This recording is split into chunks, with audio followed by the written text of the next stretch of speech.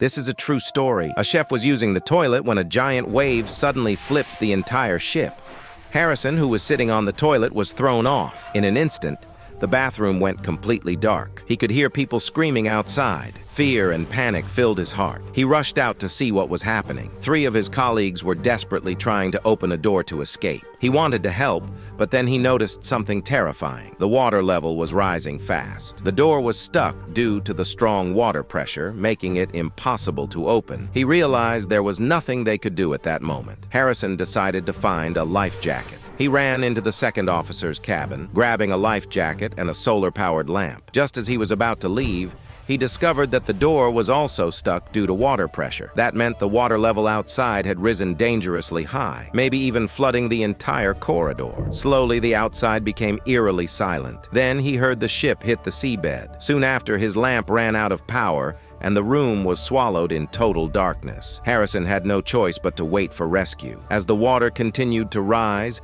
he realized the oxygen in the room was running out. He started to lose hope. Staying there meant certain death. He decided to swim out. Once the water pressure equalized, he took a deep breath, forced the door open, and dived into the freezing water. In the pitch-black darkness, he felt his way forward. Then, his hands accidentally touched the lifeless bodies of his 3 colleagues. Fear gripped his heart, but he forced himself to stay calm. Luckily, he managed to swim to an office that had not been flooded, but the icy seawater had already made his body numb. To survive, he used floating wooden boards and a mattress to build a small raft, keeping himself out of the water. Hungry, he searched around and found a bottle of soda and a can of fish. He had no choice but to wait for rescue. The silence of the deep sea made the sounds of fish and moving water even clearer. That same day, he heard a boat on the surface. His heart filled with hope, but it only dropped a marker and left. No one came down to rescue him. 3 days passed. Then he saw a beam of light moving. He knew it was the rescue team. Harrison used all his strength to bang on things and make noise.